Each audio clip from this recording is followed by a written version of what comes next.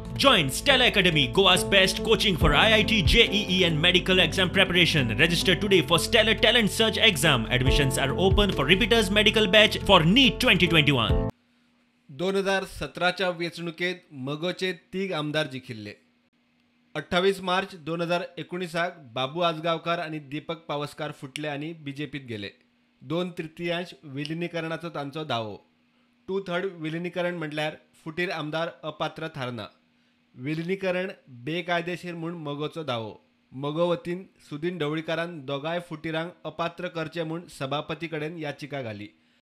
अंदूच्या एप्रिलात सभापतीन 2/3 विलिनीकरणाच्या नेमाचेर बोट दवरून दोगांकूय अपात्र करूंक न्हयकार दिल्ल्यान सुदीन कोर्टात गेला.